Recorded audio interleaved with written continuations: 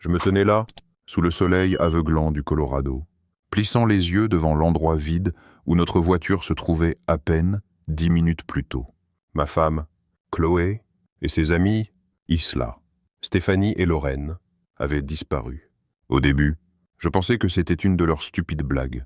Elles faisaient toujours des choses comme ça, repoussant les limites, testant jusqu'où je pouvais supporter avant de craquer.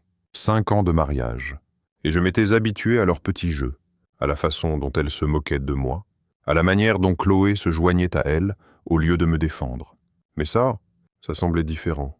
Mon téléphone était encore branché sur le chargeur de la voiture.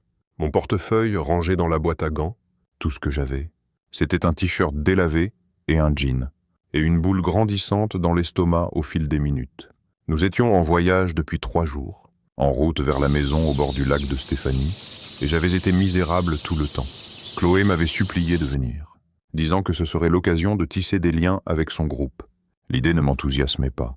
Ses amis me traitaient toujours comme un étranger, lançant des piques et des blagues internes dont j'étais exclu. Mais j'y suis allé quand même, parce que je l'aimais. Ou du moins, je pensais l'aimer. La station-service était au milieu de nulle part. Juste un arrêt poussiéreux sur l'autoroute, avec une enseigne clignotante et une seule pompe. J'étais entré pour utiliser les toilettes. Pensant qu'elles attendraient, elles attendaient toujours, sauf cette fois. 1 heure passa. Je faisais les 100 pas sur le bitume fissuré, donnant des coups de pied dans les cailloux, me disant qu'elles reviendraient d'une seconde à l'autre, les pneus crissant sur le gravier, la voix de Chloé criant. On t'a eu... Mais la route restait silencieuse. 2 heures plus tard, la sueur coulait dans mon cou et ma gorge était sèche. Je revoyais sans cesse les derniers jours dans ma tête, le sourire narquois de Stéphanie quand elle avait accidentellement renversé du café sur mes genoux. Comment Lorraine avait chuchoté quelque chose à Chloé qui l'avait fait glousser en me regardant. Comment Isla observait tout ça avec son petit sourire suffisant. J'aurais dû le voir venir. Elle préparait quelque chose, et j'avais été trop bête pour le remarquer. Un camion s'arrêta, son moteur rugissant assez fort pour me sortir de mes pensées. Le chauffeur, un grand gars avec une barbe grise et une casquette tachée, se pencha par la fenêtre. « Ça va. Mec, t'es là depuis un moment ?» Sa voix était rauque mais gentille, et ça m'a frappé comme un coup de poing. Je n'allais pas bien. Elle ne reviendrait pas. Chloé ne reviendrait pas. J'ai dégluti péniblement, essayant de garder ma voix ferme. « Ouais. » Mes amis m'ont laissé tomber. « Tu pourrais m'aider ?» Il hocha la tête, comme si ce n'était pas la première fois qu'il voyait quelqu'un abandonné ici. « Monte. » « Tu vas où ?» Je ne savais même pas. Chez moi, retourner vers Chloé, la vie qu'on avait construite. Mais en montant dans la cabine, quelque chose a changé en moi. 5 ans de ses rires moqueurs, de ses rejets, a laissé ses amis me traiter comme un déchet. Tout m'est revenu, brûlant et lourd. Je regardais par la fenêtre, alors que la station-service rapetissait dans le rétroviseur. Le routier ne posait pas trop de questions, se contentant de conduire en fredonnant une vieille chanson country. Mes mains se serraient en poing sur mes genoux. J'aurais pu emprunter son téléphone, appeler Chloé, exiger des réponses. Mais qu'aurait-elle dit?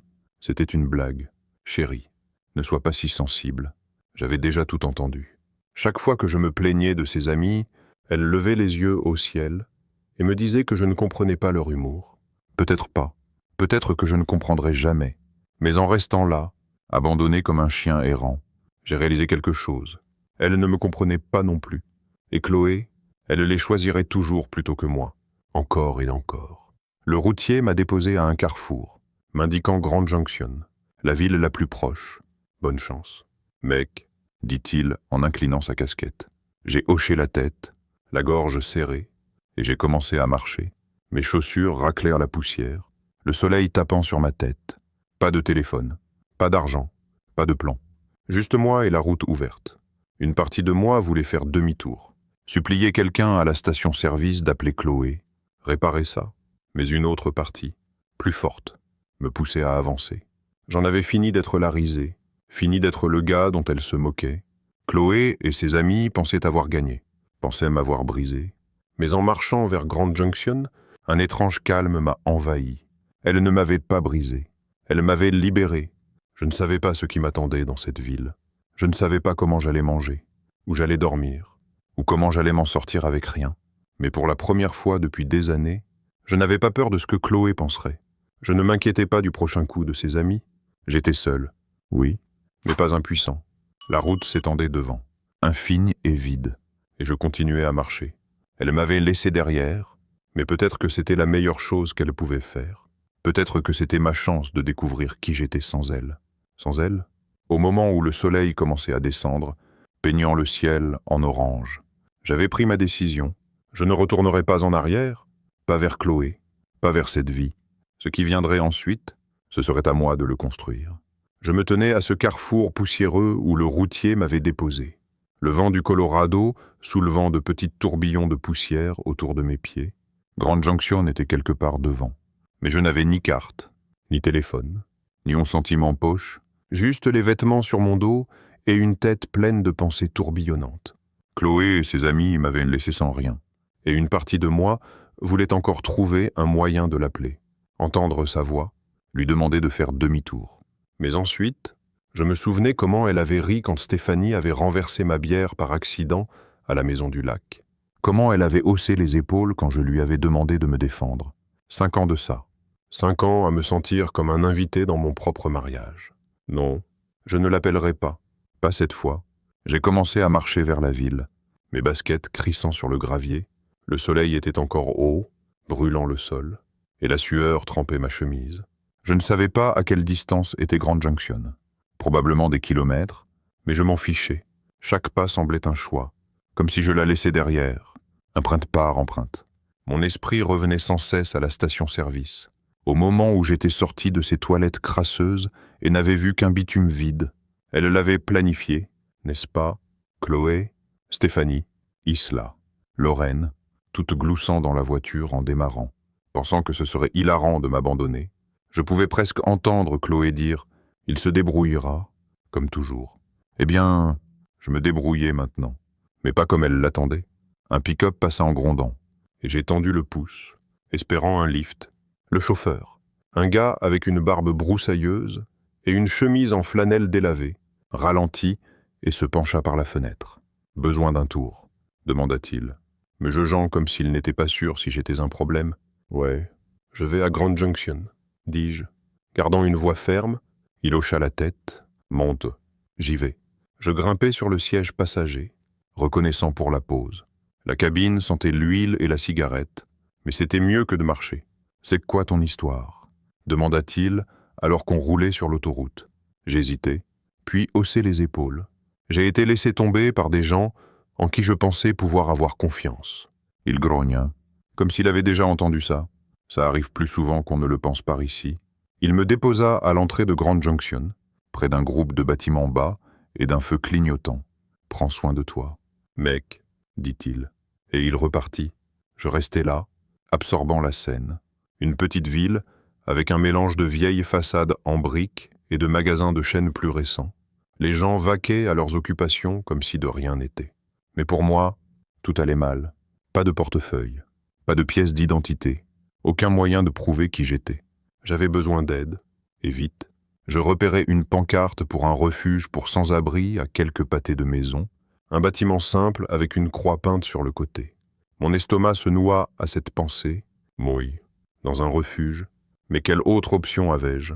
À l'intérieur, c'était sombre et ça sentait l'eau de Javel et le café rassis. Un gars derrière le comptoir leva les yeux. « Roy », disait son badge. Il était plus âgé, peut-être 50 ans, avec la tête rasée et un regard sans détour. « Perdu ou juste fauché ?» demanda-t-il.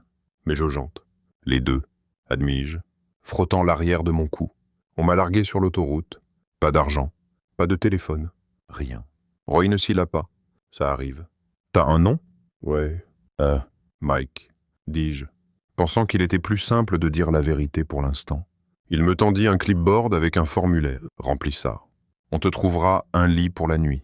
Demain, on verra le reste. Cette nuit-là... » Je m'allongeai sur un lit de camp dans une pièce pleine d'étrangers ronflants, fixant le plafond. Mon esprit ne s'arrêtait pas. Le visage de Chloé revenait sans cesse.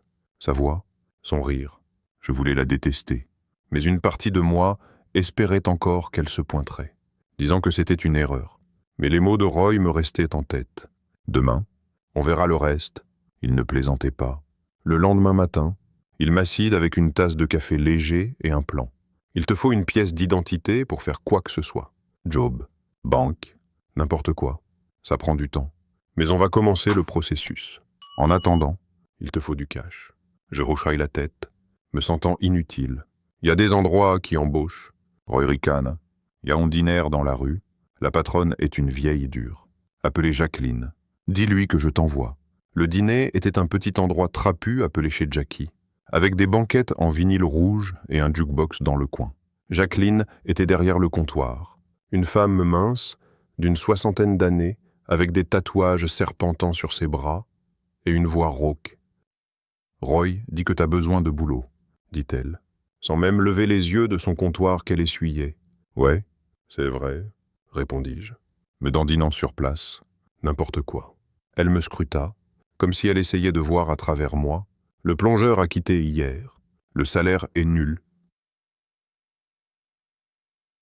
Les heures sont longues. Tu me voles, t'es mort. Commence maintenant. Je clignai des yeux, pris de court, mais hochai la tête. D'accord, j'y vais. Elle me lança un tablier, et juste comme ça, je frottais des assiettes à l'arrière, l'eau chaude trempant mes mains. Ce n'était pas grand-chose, mais c'était quelque chose à moi. Pas de Chloé, pas d'amis pour se moquer de moi, juste moi et une pile d'assiettes grasses. Roy passa plus tard dans la semaine. M'aida à remplir les formulaires pour une pièce d'identité de remplacement. « Tu t'en sors bien, Mike », dit-il, me tapant sur l'épaule. Je n'étais pas sûr, mais je continuais. Le refuge devint ma maison. Le dîner de Jacqueline, ma bouée de sauvetage. Je n'appelais pas Chloé, je n'essayais même pas chaque nuit. Je m'endormais épuisé, mais c'était une bonne fatigue. Je recommençais de zéro, de rien, et ça semblait possible. Peut-être, juste peut-être, que je pouvais y arriver. Je me réveillais sur ce lit de camp au refuge chaque matin, avec la même douleur dans le dos, le même bourdonnement de ronflement et de tous des autres gars autour de moi. Ça faisait quelques semaines que Chloé et ses amis m'avaient abandonné à la station-service, et je m'habituais encore à cette nouvelle vie. Frotter les assiettes au dîner de Jacqueline, dormir sur un lit d'emprunt, porter des vêtements d'un bac de don. Mes mains étaient à vif à cause de l'eau chaude et du savon. Mais ça m'était égal. Ça m'occupait. Ça m'empêchait de penser à elle. Roy avait été un roc, m'aidant à naviguer dans le bazar pour obtenir une pièce d'identité de remplacement. Ça prend du temps, avait-il dit, me tendant une pile de formulaires. Mais tu y arriveras. Je hochaille la tête, reconnaissant pour sa gentillesse bourrue, et continuai à avancer. Le dîner était mon monde maintenant. Jacqueline ne plaisantait pas. Elle aboyait des ordres depuis le comptoir, ses yeux perçants repérant chaque erreur. Plus vite. Vite, Mike. On n'a pas toute la journée, criait-elle. Mais il n'y avait pas de vrai venin dedans. Je faisais des doubles postes dès que je pouvais, accumulant de l'argent dans une petite enveloppe que je cachais sous mon lit de camp. Mon premier salaire n'était pas grand-chose, mais assez pour acheter un téléphone prépayé bon marché à la station-service plus bas dans la rue. Je le tenais dans mes mains, le plastique encore brillant, et ressentais une bouffée de quelque chose comme de la fierté. Ce n'était pas sophistiqué, mais c'était à moi, acheté avec mon propre argent, pas celui de Chloé, ni de personne d'autre. Je n'avais plus besoin d'elle. Puis les appels ont commencé. Je n'avais le téléphone que depuis un jour quand il a vibré dans ma poche, alors que j'étais plongé jusqu'au coude dans la mousse. J'ai essuyé mes mains sur mon tablier et les sorti. Le numéro de Chloé clignotait sur l'écran. Mon estomac s'est noué. Je l'ai laissé sonner, le regardant comme s'il allait me mordre, jusqu'à ce qu'il passe sur la messagerie. Une minute plus tard, la notification est apparue. Je n'aurais pas dû écouter. Mais je l'ai fait. Sa voix est sortie, douce et tremblante, comme si elle avait répété quoi dire. « Mike, où es-tu ? On t'a attendu. C'était juste une blague. On est tellement inquiète. Rappelle-moi, s'il te plaît. » Je restais là, fixant l'évier, l'eau continuant à couler, inquiète. Elles m'avaient laissé au milieu de nulle part avec rien. Si elles avaient attendu, elles seraient revenues maintenant. Le téléphone vibra encore. Stéphanie cette fois. J'ai écouté son message, et son ton était totalement différent, tout en suffisance et désinvolture. « Allez, mec, faut admettre, c'était hilarant. Rappelle-nous, d'accord ? Hilarant. » J'ai serré le téléphone si fort que mes jointures ont blanchi. Voilà ce que j'étais pour elle. Une blague. Une histoire à raconter en riant autour d'un verre à la maison du lac. D'autres appels suivirent. Une avalanche d'appels. Chloé encore, puis Lorraine, puis Stéphanie, s'accumulant avec des textos et des messages vocaux. « Tu nous manques ? Où es-tu allé ? Ce n'est plus drôle. » Je les parcourais tous, la poitrine serrée, la tête tournante. Les mots de Chloé résonnaient. Fausse inquiétude, fausse larmes. Elle s'en fichait. Aucune d'elles ne s'en souciait. Je me suis assis sur mon lit de camp cette nuit-là. Le refuge silencieux, sauf pour le grincement des ressorts et le bourdonnement du chauffage. Le téléphone brillait dans ma main, leur message éclairant l'écran. J'ai réécouté le premier de Chloé, puis celui de Stéphanie, puis un de Lorraine qui était juste son gloussement avant de couper. Mon pouce planait au-dessus du bouton d'appel. Une partie de moi voulait composer le numéro de Chloé, lui crier dessus, demander pourquoi elle avait fait ça. Mais qu'est-ce que ça changerait ? Elle se contenterait de rire, ou de pleurer et de me faire sentir coupable, comme elle le faisait toujours. J'avais passé des années à avaler leurs conneries, à sourire à travers tout ça parce que je pensais que c'était ce que faisait un bon mari. Plus maintenant, j'ai parcouru la liste, Chloé, Stéphanie, Isla, Lorraine, et bloqué chacune d'elles. Mes doigts tremblaient un peu en le faisant. Mais une fois fini, le téléphone est devenu silencieux, plus de vibrations, plus de mensonges. Je me suis adossé au mur, relâchant un souffle que je ne savais pas avoir retenu. C'était comme couper une corde dans laquelle j'avais été emmêlé pendant des années. Elle ne pouvait plus m'atteindre maintenant. Elle ne décidait pas comment ça se terminait. C'était moi. Le lendemain, je suis retourné au dîner comme si rien ne s'était passé, plongeant mes mains dans l'eau de vaisselle, laissant la chaleur chasser les dernières traces de leur voix dans ma tête. Jacqueline a remarqué que quelque chose n'allait pas. Cependant, « T'es silencieux aujourd'hui » dit-elle, me lançant un chiffon pour essuyer le comptoir. Un problème. Je haussai les épaules, ne voulant pas entrer dans les détails, juste en train de régler des trucs. Elle ricane. « Tant que ça ne perturbe pas ma cuisine, règle autant que tu veux. » Je souris à ça. Elle se fichait de mes drames, juste du boulot. C'était rafraîchissant. Roy passa plus tard, me tendant un papier avec un numéro de dossier pour ma pièce d'identité. « Ça avance » dit-il. « Tu tiens le coup ?»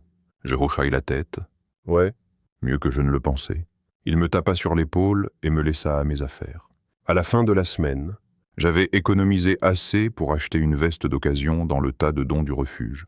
Rien d'extraordinaire, mais ça tenait le froid à distance. Je rentrais à mon lit de camp chaque nuit, le téléphone prépayé silencieux dans ma poche, et je me sentais plus léger. Chloé et ses amis étaient partis, éliminés comme une mauvaise habitude.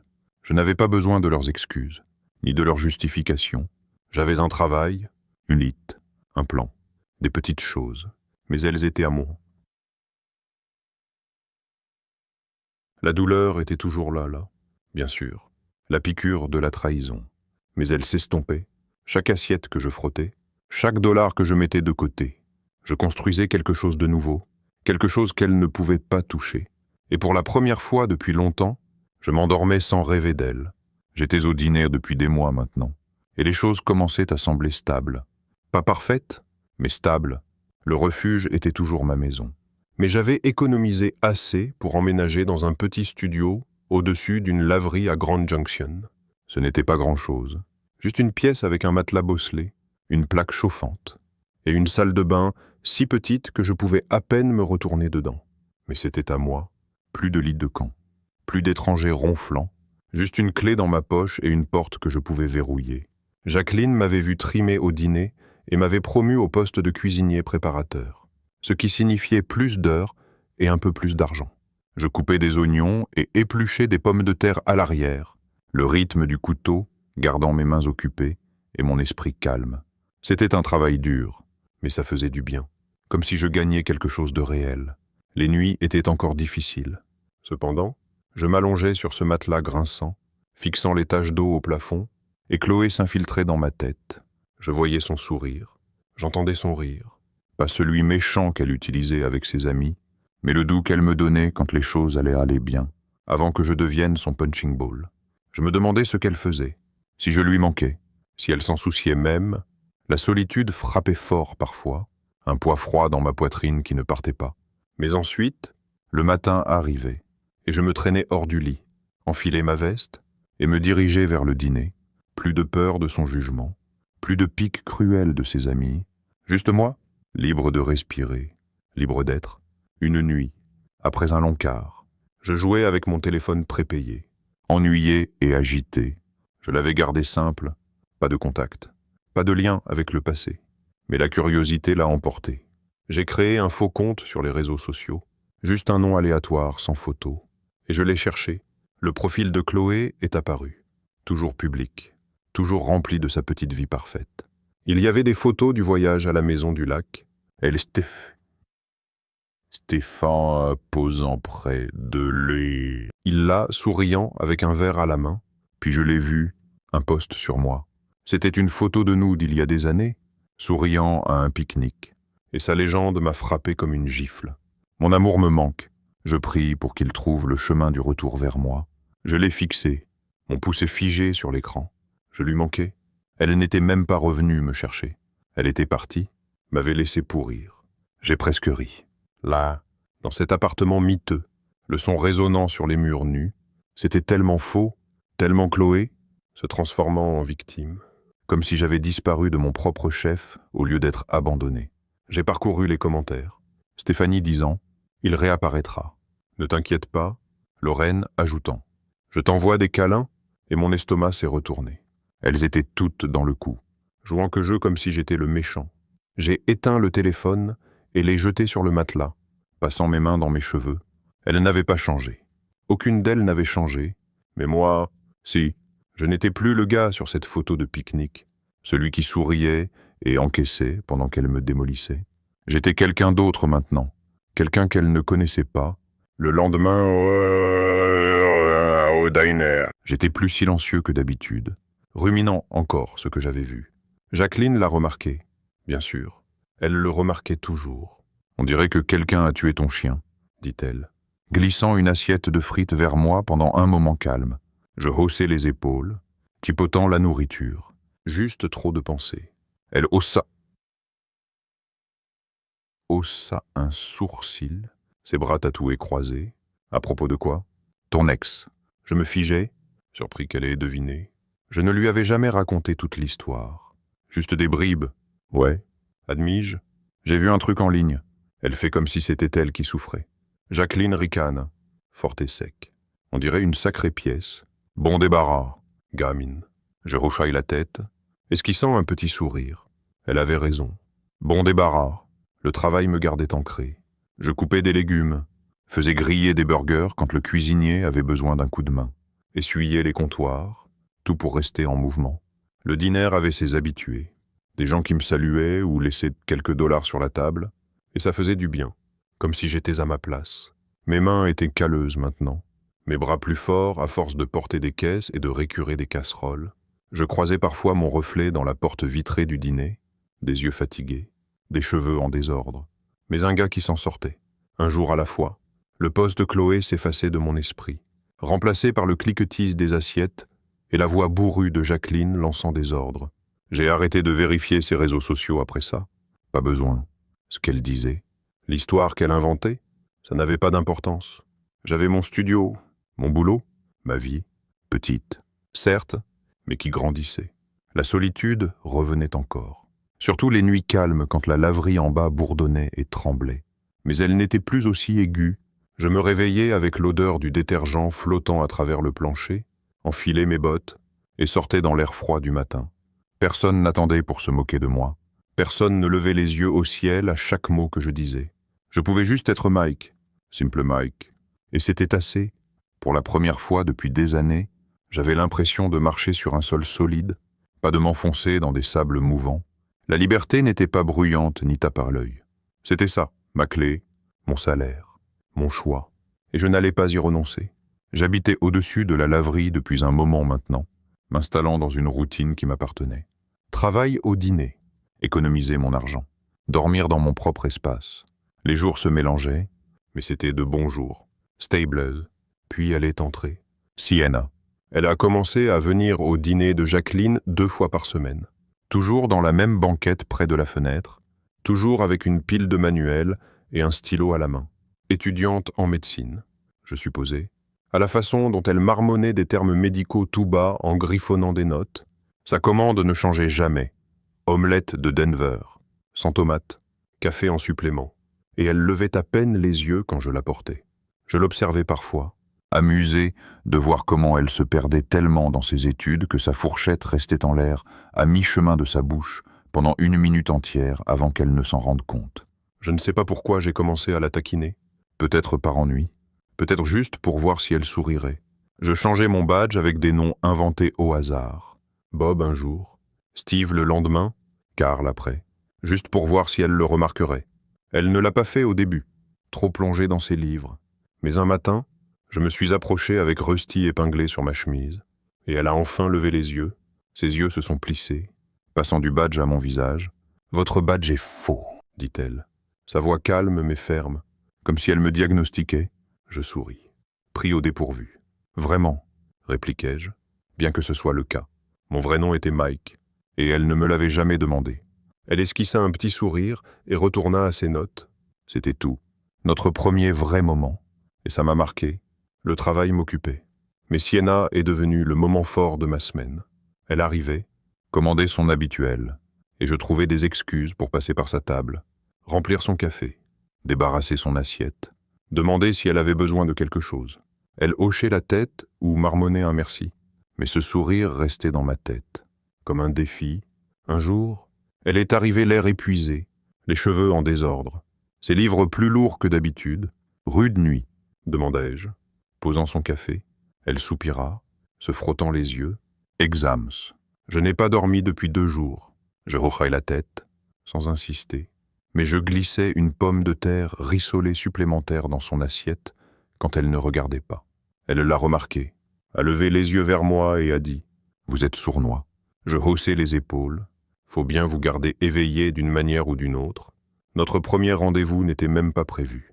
Elle est venue un soir, Tout apprêté, Jean et haut élégant, pas son souhait habituel. et m'a dit que ses amis avaient annulé une réservation dans une pizzeria chic de l'autre côté de la ville. Je ne vais pas la gâcher, dit-elle, à moitié pour elle-même, Puis me regarda, j'étais en train d'essuyer le comptoir. mon service presque terminé. Et Jacqueline était à portée de voix. « Vas-y, Gamine, aboya-t-elle, me faisant signe de partir. t'es inutile à traîner ici. » Alors j'y suis allé. On a partagé une pizza au pepperoni et une carafe de soda. Et elle a ri, vraiment ri. Quand je lui ai raconté l'histoire des badges, Je savais que ce n'était pas Rusty. dit-elle, les yeux brillants. Vous n'êtes pas si vieux. On a parlé toute la nuit. De son stress à la fac de médecine, De mon boulot au dîner. de trucs idiots comme nos films préférés. C'était facile, naturel, Comme si on se connaissait depuis toujours. 6 mois plus tard. Elle a emménagé dans mon petit studio. C'était exigu. Ses livres prenaient la moitié de l'espace. Et on trébuchait l'un sur l'autre en préparant le dîner sur cette petite plaque chauffante. Mais je m'en fichais. Elle étudiait tard, Sa lampe brillant pendant que je dormais. et je me réveillais en l'entendant marmonner des termes d'anatomie dans son sommeil. C'était étrangement réconfortant. 1 an après, On a pris un plus grand appartement ensemble. un vrai avec une cuisine et un canapé qui ne sentait pas l'eau de Javel. Sienna était différente de Chloé. Elle ne se moquait pas de moi, ne me faisait pas me sentir petit. Quand je doutais de moi, elle disait simplement « T'as ça en main ?» Et d'une manière ou d'une autre, je la croyais. On cuisinait ensemble, on regardait de vieilles séries télé, on se disputait sur qui avait laissé la vaisselle dans l'évier. C'était simple, mais c'était à nous. Pendant ce temps, Chloé ne lâchait pas. Elle avait commencé à m'envoyer des emails, avait trouvé mon adresse quelque part, probablement sur une vieille facture ou quelque chose comme ça. Le premier est arrivé quelques semaines après que Sienna a emménagé. Apparaissant sur mon téléphone pendant que je coupais des poivrons au dîner. « Mike, Je veux juste savoir si tu vas bien. » disait-il. Tu me manques. Vous nous manquez tous. Je l'ai fixé, Mon couteau planant au-dessus de la planche à découper. je lui manquais. Elle m'avait laissé à une station-service avec rien. On avait ri avec ses amis. Et maintenant je lui manquais. Je l'ai supprimé sans répondre. D'autres suivirent. Certains courts, D'autres longs. tous dégoulinants de cette fausse douceur qu'elle maîtrisait. J'ai merdé. Je sais. Parle-moi. S'il te plaît. J'ai vu ta grand-mère. Elle est inquiète. Je les lisais, ressentais cette vieille douleur dans la poitrine, puis cliquais sur supprimer. Sienna m'a surpris une fois, fronçant les sourcils devant mon téléphone. « C'est qui ?» demanda-t-elle. « Personne, dis-je, et elle n'a pas insisté. Elle n'avait pas besoin. Je n'y retournais pas. La vie avec Sienna était bonne, mais l'heure que je ne pensais le mériter. Le dîner bourdonnait, mes mains étaient une ferme. et les emails de Chloé étaient juste un bruit que je pouvais ignorer. J'avais construit quelque chose de nouveau, de solide, et chaque jour avec Sienna le prouvait. Elle me taquinait sur ma cuisine. Je riais de son chant horrible. Et on s'endormait emmêlés sur ce canapé d'occasion. Chloé pouvait écrire tout ce qu'elle voulait. Je ne lui devais rien. Mon monde était ici maintenant, avec Sienna, et je ne lâchais pas. Je me tenais dans la cuisine du dîner de Jacqueline, faisant griller un burger. Le grésillement emplissant l'air, alors que la graisse éclaboussait mon tablier. Les choses allaient bien, mieux que bien. Vraiment. Sienna et moi étions installés dans notre nouvel appartement. Un cran au-dessus du studio exigu, au-dessus de la laverie. Il avait une vraie chambre, une cuisinière qui ne fumait pas, et une fenêtre qui laissait entrer la lumière du soleil. La vie semblait solide, comme si j'avais enfin escaladé le trou que Chloé et ses amis m'avaient laissé. Le travail était stable aussi. J'étais au dîner depuis assez longtemps pour que Jacqueline me fasse confiance pour plus que la vaisselle et la préparation. Elle commençait à s'appuyer sur moi, aboyant moins et hochant plus la tête quand je faisais les choses correctement. Ce jour-là, cependant, elle m'a appelé au comptoir pendant un moment calme. Ses yeux perçants se sont fixés sur moi comme si elle avait quelque chose d'important à dire. « Mike, dit-elle, essuyant ses mains sur un chiffon, t'es pas trop mauvais à ça. » Je souris, pensant qu'elle plaisantait, mais son visage restait sérieux. J'ouvre un deuxième endroit de l'autre côté de la ville, plus petit, mais à moi. J'ai besoin de quelqu'un pour le gérer. T'es partant. Je me figeais, spatule en main, le burger grésillant derrière moi. Moi, gérer un dîner. J'étais passé de récurer des assiettes à cuisiner, bien sûr. Mais diriger tout un endroit. T'es sérieuse ? Demandai-je, la voix plus rauque que je ne l'avais prévu. Elle ricane. J'ai l'air de plaisanter. T'as ce qu'il faut. Tu bossais dur. Tu voulais pas ? Tu te plains pas. Dis oui ou non. Ma tête tournait. Il y a 1 an. J'avais été abandonné à une station-service avec rien. Maintenant, on me proposait ça. J'ai presque dit non, convaincu que c'était un piège, comme les blagues de Chloé encore. Cette nuit-là, j'étais assis sur notre canapé, celui de Sienna et moi, fixant la télé sans vraiment regarder. Elle rentra d'une session d'études tardives, posant son sac près de la porte, et me vit juste assis là. « Qu'est-ce qui va pas ?» demanda-t-elle, enlevant ses chaussures. Je lui parlais de l'offre de Jacqueline, ma voix basse, comme si le dire à haute voix pouvait porter malheur. Elle veut que je gère son nouveau dîner. Moi, en charge. Sienna s'assit à côté de moi, son genou frôlant le mien. « Et tu penses à refuser ?» dit-elle, me lisant comme toujours. Je haussai les épaules, frottant mon cou. Je sais pas. Et si je foire ? Elle prit ma main, sa poignée ferme. Tu gères déjà cet endroit la moitié du temps. T'aides avec les commandes. Tu répares des trucs quand elle crie sur quelqu'un d'autre. Rends-le officiel. T'as ça en main ? Ces mots m'ont frappé fort, comme une poussée dont j'ignorais avoir besoin. Elle ne doutait pas de moi. Pas une seconde. Et ça semblait nouveau, étrange. Bien. Chloé aurait ri. Dit quelque chose comme « oui, un patron ». Et ses amis auraient enchaîné. Mais Sienna me regardait, stable et sûre. Et j'ai hoché la tête. D'accord, je vais le faire. Elle sourit. Ce petit sourire que j'aimais. Et posa sa tête sur mon épaule. Bien. Maintenant, arrête de bouder. On a de la vaisselle à faire. Je ris. Le poids s'allégeant un peu. Et on a lavé les assiettes ensemble. Elle fredonnant une chanson fausse, tandis que je l'éclaboussais d'eau. Le lendemain, j'ai dit oui à Jacqueline. Elle grogna, comme si elle s'y attendait, et me tendit un trousseau de clés. « Ne le brûle pas », dit-elle. Puis retourna compter la caisse. Le nouveau dîner était un petit boui-boui, Dick Stable. Un comptoir, une cuisine à peine assez grande pour 2. Mais c'était à moi de le gérer. J'ai commencé la semaine suivante, établissant les horaires, commandant des fournitures, cuisinant quand la ligne était débordée. C'était le chaos au début, les serveuses oubliant les commandes, moi brûlant un lot de frites. Mais j'ai trouvé mes marques. Sienna avait raison. Je faisais déjà ces trucs, juste sans le titre. L'endroit a commencé à tourner, les habitués affluents. Et Jacqueline est même passée une fois, hochant la tête comme si elle approuvait. « Pas mal, gamine », dit-elle. Et je me sentais plus grand que je ne l'avais été depuis des années. Puis l'email de Chloé est arrivé. J'étais au nouveau dîner, vérifiant l'inventaire sur mon téléphone, quand il est apparu. Mike, ta grand-mère demande de tes nouvelles. S'il te plaît, fais-nous savoir que t'es en vie. Mon estomac s'est noué. Grand-mère, elle avait toujours été douce, m'envoyant des cartes même après mon mariage avec Chloé, mais que Chloé la mentionne maintenant. C'était un coup bas, un hameçon pour me ramener. Je l'imaginais en train de taper, des larmes fausses dans les yeux, essayant de me culpabiliser comme toujours. Je l'ai supprimé, mon poussé frappant l'écran plus fort qu'il ne le fallait. Elle n'avait pas le droit d'utiliser grand-mère contre moi, pas après ce qu'elle avait fait. Je n'avais pas appelé chez moi depuis un moment, c'est sûr. Mais j'avais réglé ça moi-même, pas à travers elle. Je me suis jeté dans le dîner après ça, gardant mes mains occupées pour que mon esprit ne divague pas. L'endroit décollait, les routiers s'arrêtant, les locaux me saluant comme si j'étais l'un d'eux. Je rentrais chez Sienna, étudiant à notre table, ses livres étalés, et elle demandait comment ça s'était passé. Bien, disais-je, et je le pensais. On cuisinait le dîner, rien de fancy, juste des pâtes ou des burgers. Et on parlait de ses cours, de ma journée, de l'avenir. Les emails de Chloé continuaient d'arriver, s'entassant dans mon dossier poubelle, mais je ne les ouvrais pas. Elle était un fantôme, une ombre que je pouvais ignorer. Ma vie était ici, le dîner, Sienna, les clés dans ma poche. J'avais été abandonné une fois, laissé à me débrouiller, et je l'avais fait. Maintenant, je construisais quelque chose de mieux, quelque chose qu'elle ne pouvait pas toucher. Chaque nuit, je fermais le dîner, rentrais chez Sienna, et me sentais comme un homme qui avait enfin trouvé son équilibre. Je faisais cuire des œufs dans la cuisine de mon 3e dîner, celui à la périphérie de la ville.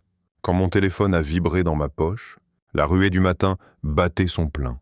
Les routiers réclamant du café, les serveuses courant entre les tables, et j'ai presque ignoré. 15 ans m'avaient transformé en un homme différent. Sienna et moi étions mariés, 2 enfants mettant la maison sans dessus-dessous, 3 dîners me tenant occupé. La vie était bonne, bruyante, pleine, rien à voir avec la coquille vide que j'étais quand Chloé m'avait laissé à cette station-service. J'ai essuyé mes mains sur mon tablier, sorti mon téléphone, et j'ai vu une notification LinkedIn. Quelqu'un a consulté votre profil 27 fois aujourd'hui. Mon estomac a fait un petit saut. Je n'utilisais pas beaucoup LinkedIn, juste une page basique avec mon nom, les dîners, une photo floue que Sienna m'avait forcé à prendre, mais 27 fois. Ce n'était pas normal. J'ai tapé pour ouvrir, le grill sifflant derrière moi, et elle était là, Chloé. Son nom m'a frappé comme une éclaboussure d'eau froide, là sur l'écran, liée à une entreprise dont je me fichais. 27 vues en une journée. Elle avait fouillé dans ma vie encore et encore. J'ai posé le téléphone, mes mains agrippant le comptoir, essayant de me stabiliser. 15 ans. Et elle était de retour, s'insinuant comme une ombre que je pensais avoir chassée. J'ai retourné les œufs, à peine attentif, mon esprit s'emballant. Que voulait-elle? Pourquoi maintenant? J'avais bloqué ses emails il y a des années, ignoré ses tentatives de culpabilisation, construit un monde entier sans elle. Mais elle était là, fouinante, silencieuse mais bruyante dans ma tête. Le dîner sentait le bacon et le sirop, le cliquetis des assiettes me gardant ancré. J'ai servi les œufs, les ai passés à une serveuse et essayé de me concentrer. Le café devait être rempli. Les pommes de terre rissolées brûlaient, mais le nom de Chloé restait avec moi. Je l'imaginais assise quelque part, cliquant sur mon profil, voyant les dîners, peut-être même l'ancien boulot chez Jacqueline que j'avais listé. Savait-elle pour Sienna? Les enfants. Je n'avais pas beaucoup posté, juste assez pour être crédible. Mais 27 vues signifiaient qu'elle cherchait fort. J'ai essuyé mon front, la sueur se mêlant à la chaleur, et repris mon téléphone. Son profil me fixait. Chloé, plus âgée maintenant, cheveux coupés courts, un sourire crispé sur sa photo. Consultante, disait-il. Je n'ai pas lu plus. Je ne voulais pas. Je suis allé à l'arrière, une petite réserve avec des étagères de farine et de conserve, et me suis adossé au mur. Mon cœur battait trop vite, comme si j'avais couru 1 kilomètre. 15 ans, 2 enfants, une femme, une entreprise, et elle pouvait encore me secouer. Je détestais ça. J'avais travaillé si dur pour l'enterrer. Oublier la station-service, les rires, la façon dont elle m'avait fait me sentir comme rien. Maintenant, elle était de retour, sans même rien dire, juste à regarder. Était-elle jalouse, en colère, désespérée? J'ai passé mes mains dans mes cheveux, faisant les 100 pas dans l'espace exigu, Une partie de moi voulait lui envoyer un message. C'est quoi ton problème? Mais je me suis arrêté. C'est ce qu'elle voudrait. Que je tende la main, que je lui donne une fissure pour s'infiltrer. Je suis retourné au grill, me suis jeté dans la ruée, cuisinant, versant, essuyant les tables quand les serveuses étaient débordées. Les habitués me saluaient, un type demandait du ketchup supplémentaire, et je continuais à bouger, garder mes mains occupées. Mais elle était là, dans un coin de ma tête, ces 27 vues comme une démangeaison que je ne pouvais pas gratter. Je n'ai pas parlé à Sienna en rentrant ce soir-là. Elle était sur le canapé, pliant du ling. Les enfants à l'étage criant à propos d'un jeu. « Journée chargée », demanda-t-elle, levant les yeux. « Ouais », dis-je, forçant un sourire, l'embrassant sur le front. Comme d'habitude, elle n'a pas insisté, m'a juste tendu une pile de chaussettes à trier, et je me suis assis là, pliant, prétendant que tout allait bien.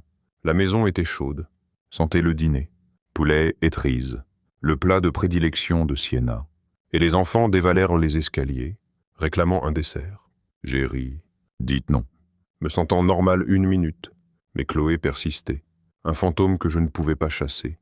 Je n'ai pas vérifié LinkedIn à nouveau. Pas besoin de voir si elle avait regardé plus. Winkt, c'était assez. J'ai aidé Sienna avec la vaisselle, sa hanche frôlant la mienne, et essayé de laisser tomber. Ma vie était ici. 2 enfants se battant pour le dernier biscuit. Une femme qui ne se moquait pas de moi. Des dîners que j'avais construits de rien. Chloé ne pouvait pas toucher ça. Pas vraiment. Pourtant, je me suis couché avec son nom dans la tête, fixant le plafond pendant que Sienna dormait à côté de moi. Le lendemain, j'étais au premier dîner, versant du café. Quand mon téléphone a vibré à nouveau, je n'ai pas regardé. Je l'ai juste enfoncé plus profondément dans ma poche. Si c'était elle, je ne voulais pas savoir.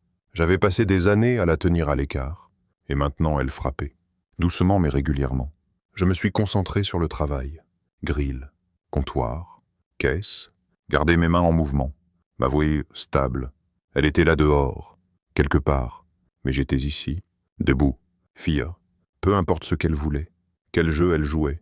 Je ne mordais pas encore, jamais. Si je pouvais l'éviter, j'essuyais le comptoir du dîner original, celui où Jacqueline m'avait d'abord embauché, quand la porte a tinté, et elles sont entrées. Chloé, Stéphanie et Isla. C'était 3 jours après les alertes LinkedIn, et j'étais sur les nerfs, m'attendant à moitié à quelque chose comme ça. La ruée du petit déjeuner venait de s'essouffler, laissant une poignée d'habitués sirotant leur café, l'air épais de graisse et de pain grillé brûlé. Je les ai vus avant qu'elles ne me voient, les cheveux courts de Chloé accrochant la lumière, l'arrogance de Stéphanie toujours là. Il a voûté comme si elle voulait disparaître. Mon estomac s'est noué, mes mains se figeant sur le chiffon. 15 ans depuis qu'elle m'avait abandonné à cette station-service, et maintenant elles étaient là, dans mon dîner, sur mon territoire.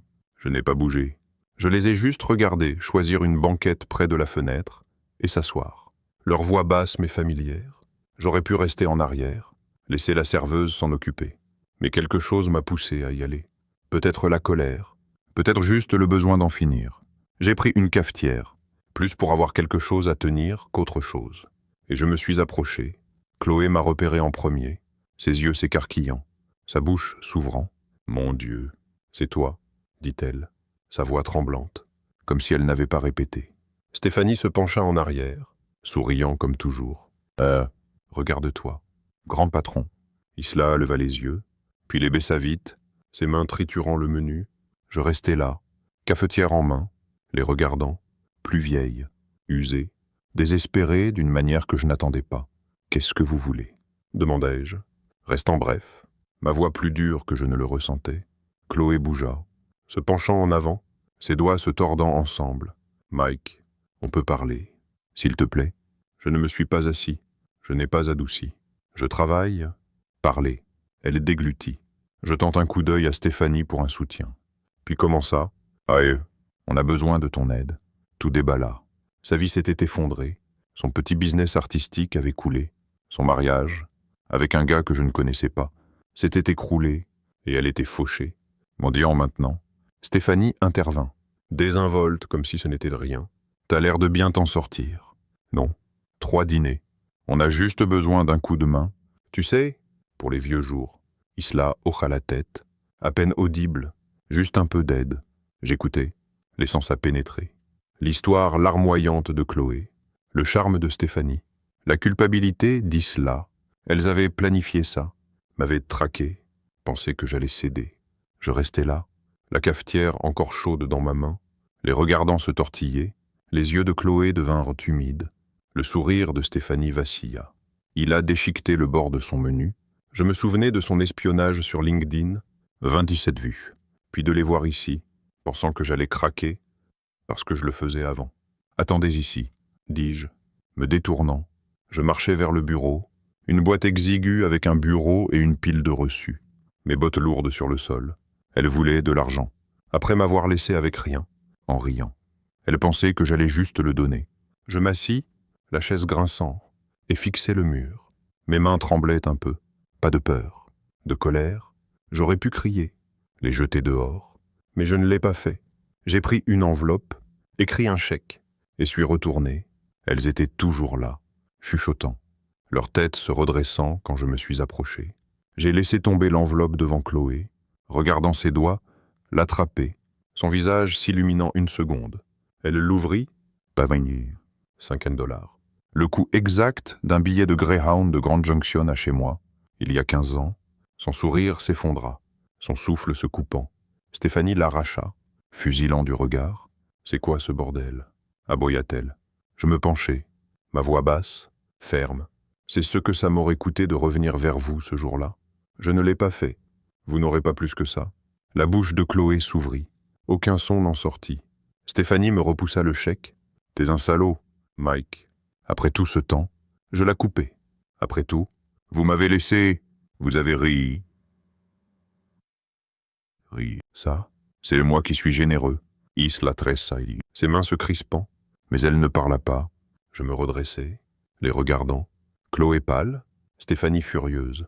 Ila se recroquevillant. Il est temps de partir, dis-je, assez fort pour que le diner entende. Ne revenez pas. Je me détournai, marchai vers le comptoir, mon cœur battant, mais mes pas assurés. La serveuse planait, incertaine, mais je lui fis signe de s'éloigner. Elles ont fini, dis-je, prenant un chiffon pour essuyer mes mains. Elles restèrent assises 1 minute, abasourdies, puis se précipitèrent. Chloé fourrant l'enveloppe dans son sac, Stéphanie marmonnant, Ila traînant derrière. La porte tinta en se refermant, et le dîner retrouva son calme, le café coulant, les fourchettes cliquetant, comme si elles n'avaient jamais été là. Je restais derrière le comptoir, me versant une tasse, mes mains stables maintenant. Elles étaient venues mendier, pensant que je plierais, et je les avais repoussées. Ce n'était pas bruyant ni désordonné, juste froid, définitif. Je sirotais le café, amer sur ma langue, et regardais les habitués discuter, inconscients. Les larmes de Chloé, la colère de Stéphanie, ça n'avait pas d'importance. Je leur avais donné ce qu'elles m'avaient donné, juste assez pour s'en aller. J'ai fini mon service, fermé, et conduit chez moi, le poids s'allégeant à chaque kilomètre. Elles avaient essayé, et elles avaient perdu. C'était tout. Je m'appuyais contre la vitrine du dîner, le verre froide contre mon bras, regardant Chloé, Stéphanie et Isla dans le parking. Elles venaient de sortir en trombe après que je leur avais donné ce chèque de 73, $50, le prix du billet de bus de Grand Junction. Rien de plus. Et maintenant, elles s'y mettaient. Se disputant comme des gamins pris en train de voler. Stéphanie était bruyante, ses mains fendant l'air, son visage tordu comme si elle voulait frapper quelque chose. Chloé se tenait là, l'enveloppe froissée dans son poing, fixant le sol, ses épaules voûtées. Ila restait en arrière, les bras croisés serrés, semblant prête à s'enfuir ou à pleurer. Peut-être les deux. Je ne pouvais pas les entendre à travers la vitre, mais je n'avais pas besoin. Elles étaient venues mendier, pensant que je céderais, et je les avais renvoyées. Maintenant, elles s'effondraient, et je regardais, ne ressentant rien. Le soleil était bas, peignant le parking en orange, leurs ombres s'étirant longuement sur le gravier. Stéphanie pointa un doigt sur Chloé, sa bouche bougeait en vite, probablement l'accusant de les avoir entraînées ici, d'avoir tout gâché. Chloé secoua la tête, lentement et fatiguée, puis fourra le chèque dans son sac comme si c'était une ordure. Isla bougea, jetant un coup d'œil au dîner, ses yeux croisant les miens 1 seconde avant de se détourner. Je ne bougeais pas, ne clignais pas, restais juste là. Ma tasse de café refroidissant sur le comptoir derrière moi, Elles pouvaient se battre toute la journée là-dehors. Ça ne m'atteignait pas. Je leur avais donné ce qu'elles méritaient, fermé le livre sur 15 ans de leurs ordures. Et c'était fini. Je me détournais, prenant la tasse et sirotant. Froid maintenant, amer. Mais je m'en fichais. Le dîner était calme. Juste quelques habitués s'attardant sur une tarte. Le jukebox fredonnant une vieille mélodie. J'essuyais le comptoir, lentement et régulièrement, laissant le chiffon absorber la journée. Les serveuses s'affairaient, débarrassant les tables, me lançant de brefs regards mais gardant la bouche fermée. Elles savaient que quelque chose s'était passé. Ces 3 entrants. Moi sortant avec cette enveloppe, mais je n'expliquais pas. Ça va. Mike, demanda l'une, empilant des assiettes. Ouais, dis-je, court et sec. Et je retournai à essuyer. Je ne voulais pas de leurs questions. Je ne voulais pas prolonger. Chloé et son équipe étaient partis. Et j'avais fini. En rentrant chez moi, le moteur du camion grondait sous moi. La route sombre, sauf pour mes phares perçant l'obscurité. Mes mains serraient le volant, mon esprit bloqué sur cette scène. Le visage de Chloé quand elle a vu le chèque, le grognement de Stéphanie, le silence d'Isla. Ça aurait dû être bon de les repousser. Et ça l'était, en grande partie. Mais il y avait cette démangeaison, un petit agacement que je ne pouvais pas chasser. Elle semblait désespérée, brisée, Chloé surtout, avec son histoire larmoyante sur sa vie qui s'effondrait. Il y a 15 ans, j'aurais carde. Couru après. Essayé de réparer, maintenant. Je les regardais partir. La maison apparut, lumière allumée, la voiture de Sienna dans l'allée, et je relâchai un souffle. C'était réel. Ma famille, ma vie, pas elle. J'entrai, enlevant mes bottes près de la porte, l'odeur des lasagnes restantes m'atteignant. Sienna était à la table de la cuisine, des papiers étalés, un stylo à la main, corrigeant probablement. Les enfants étaient à l'étage, leur voix étouffée, probablement au lit, mais pas endormie. Elle leva les yeux, ses lunettes bas sur le nez. « Salut », dit-elle, doucement, puis inclina la tête. « Ça va ». Je hochai la tête, tirant une chaise et m'asseyant en face d'elle, mes mains à plat sur la table. Elles sont venues, dis-je, restant simple. Ses sourcils se levèrent, mais elle attendit. Chloé, Stéphanie, Isla. Elles ont demandé de l'argent. Je leur ai donné le prix du bus, et je leur ai dit de partir. Elle posa son stylo, se penchant en arrière, ses yeux stables sur les miens. « Le prix du bus », demanda-t-elle, un petit sourire tirant ses lèvres. Je lui racontai. Elle avait $50. Le coût exact pour revenir de Grand Junction il y a toutes ces années. Comment le visage de Chloé s'était effondré. Comment Stéphanie avait craqué. Comment j'étais parti. Sienna écoutait, sa main reposant sur la table, calme comme toujours.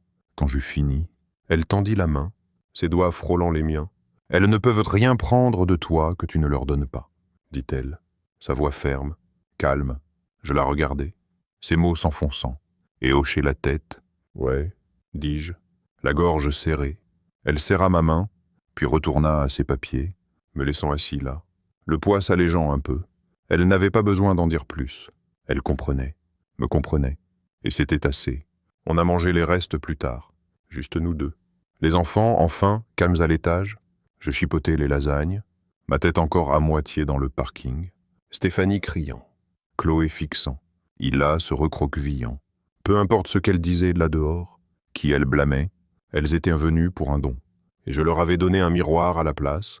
Sienna n'a pas posé plus de questions, a juste parlé des enfants, du test de maths de notre fils, de la nouvelle obsession de notre fille pour dessiner des chats. Je souris. Hochai la tête, la laissai me ramener au présent. Après, on a nettoyé, sa hanche frôlant la mienne à l'évier, et je me sentais à nouveau stable. Cette nuit-là, allongé dans le lit, la respiration de Sienna lente à côté de moi, je fixais le plafond, la maison grinçait, les enfants bougeant dans leur chambre, et je repassais la scène, ces 3 dans mon dîner, puis dehors dans le parking, s'effondrant. Elle ne pouvait pas toucher ça. Ma famille, mes dîners, moi, j'avais fermé la porte, verrouillée à double tour, et elles étaient de l'autre côté. Là où elles appartenaient, la démangeaison était toujours là. Légère, mais s'estompant. Sienna avait raison. Elles n'avaient rien que je ne leur donnais, et je leur avais donné la faim. J'ai fermé les yeux, la journée s'effaçant, et dormis profondément, fini avec leurs fantômes pour de bon. Je me tenais dans la cuisine de notre maison, remuant une marmite de chili sur la cuisinière, l'odeur des épices emplissant l'air. Ça faisait des semaines que Chloé, Stéphanie et Isla étaient entrés dans mon dîner, depuis que je leur avais donné ce chèque de 73. 50 $, et les avais regardés se disputer dans le parking. Je ne les avais pas revus depuis. Pas un appel, pas un email, même pas un murmure sur LinkedIn. Elles étaient parties, vraiment parties cette fois, et je le ressentais, un calme qui s'installait profondément. Comme une tempête enfin passée, la vie continuait. Sienna corrigeant des copies à la table, les enfants se poursuivant dans le jardin, les dîners bourdonnant d'habitués, c'était à moi, tout ça, et elle ne pouvait pas y toucher. J'avais arrêté de regarder par-dessus mon épaule, d'attendre le prochain coup, le chili mijoteille, la vapeur montante, et je l'ai goûté. Besoin de plus de sel, peut-être une pointe de poivre. Sienna leva les yeux de sa pile de test, ses lunettes glissant sur son nez. « Ça sent bon », dit-elle, souriant ce petit sourire que j'aimais. « Vaut mieux », répliquai-je, souriant. Et elle rit, doux et facile. Les enfants surgirent de l'extérieur. Notre fils brandissant un bâton boueux, notre fille criant à propos d'un insecte qu'elle avait trouvé dehors, tous les deux. « Lavez-vous » aboyai-je, pointant l'évier, et ils grognèrent, mais obéirent, éclaboussant de l'eau partout. C'était le chaos, bruyant et désordonné. Mais c'était à nous, le visage de Chloé, ces larmes qu'elle avait essayé de me vendre, s'effaçaient un peu plus chaque jour, remplacées par ceci. Le travail allait bien aussi. Je naviguais entre les 3 dîners, faisant griller des burgers, vérifiant les stocks, plaisantant avec les serveuses. Les habitués me connaissaient maintenant. Le vieux Tom avec son café, le routier qui donnait de gros pourboires, la dame qui demandait toujours des serviettes en plus. Il me saluait, disait « Salut Mike », et je hochais la tête en retour. Me sentant à ma place, Jacqueline passa au premier dîner un matin. Ses tatouages s'estompaient, mais son regard restait perçant. « T'as pas tout foiré », dit-elle, regardant autour, puis me tapa l'épaule et partit. Grand éloge de sa part. Je ris pour moi-même, versant du café pour une table, et pensais à quel point j'avais progressé. D'un nobody à la station-service à ceci. Je ne vérifiais plus Chloé, plus de faux comptes sur les réseaux sociaux, plus de défilements nocturnes. Je l'avais fait une fois, des années en arrière, vous enrôler de veuve éplorée. Mais maintenant, je n'avais pas besoin de savoir. Elle était là dehors, quelque part, vivant la vie qu'elle s'était faite après que son business a coulé. Son mariage effondré. Stéphanie, et Isla aussi, peut-être encore en colère, peut-être encore blâmant Chloé. Ça n'avait pas d'importance. Elles étaient venues mendier, et j'avais fermé la porte. Ce chèque de 73, 50 $, était la dernière chose que je leur donnerais. Juste assez pour s'en aller, comme elles m'avaient laissé faire. Je ne me sentais pas mal. Pas coupable, je me sentais libre. Sienna et moi avons emmené les enfants au parc ce week-end-là. Une journée d'automne fraîche, avec des feuilles. Craquant sous nos bottes, notre fils courait devant, tapant dans un ballon, tandis que notre fille s'accrochait à ma main, pointant chaque écureuil. Sienna marchait à côté de moi, son bras frôlant le mien, et on ne parlait pas beaucoup, juste observant, respirant, vivant. J'ai pensé à Chloé une seconde, son apparition, sa voix craquant, et j'ai laissé tomber. Elle ne pouvait rien me prendre, même pas s'approcher. J'avais tout construit sans elle, malgré elle, et c'était mieux que tout ce qu'elle avait jamais offert. « T'es silencieux », dit Sienna, me donnant un coup de coude. « Juste heureux », répondis-je. Et elle serra ma main, sachant que je le pensais, de retour à la maison. On a mangé le chili, trop épicé. Les enfants se sont plaints, mais l'ont englouti quand même. Je me suis assis à la table, les regardant se chamailler pour le dernier petit pain, Sienna levant les yeux au ciel face à leur bruit. C'était ça, la meilleure revanche, si on pouvait appeler ça comme ça, pas une grande bagarre, pas en leur mettant sous le nez, juste vivre bien, vivre vraiment. Chloé voulait que je craque, que je rampe en arrière, et je ne l'avais pas fait. J'avais marché loin de cette station-service, loin d'elle, et continué à avancer. Roy au refuge, le dîner de Jacqueline, le rire de Sienna. Ces enfants, chaque pas était à moi, chaque pièce gagnée, elles avaient perdu, pas parce que je les avais battues, mais parce que j'avais arrêté de jouer à leur jeu. Les jours continuaient, les trajets à l'école, les services au dîner, les nuits calmes avec Sienna sur le canapé. Je ne regardais pas en arrière. Je n'avais pas besoin. Chloé était un souvenir, une ombre qui ne pouvait plus m'atteindre. Je la voyais parfois, en un éclair, son sourire narquois, ses larmes, mais ça ne restait pas. Je montais la radio, faisais griller un burger, serrais ma fille dans mes bras, et elle s'effaçait. Les dîners prospéraient, les enfants grandissaient. Sienna et moi, nous disputions sur des trucs idiots comme à qui était le tour de tondre la pelouse. C'était simple, désordonné, parfait. Je me réveillais tôt, faisais du café, me tenais dans notre cuisine regardant le jardin, et je le ressentais, la paix, profonde et stable. Une nuit, après que les enfants étaient couchés, je m'assis sur le porche, une bière à la main, l'air frais contre ma peau. Sienna sortit, enveloppée dans une couverture, et s'assit à côté de moi. « À quoi tu penses ?» demanda-t-elle, sa voix douce. Je pris une gorgée, fixant les étoiles. « Rien, dis-je, puis souris. Tout. » Elle posa sa tête sur mon épaule, et on resta là, silencieux, ensemble. Chloé était partie, vraiment partie, et j'étais là, entier.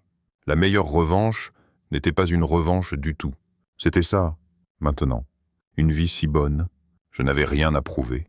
J'avais réussi, et c'était assez.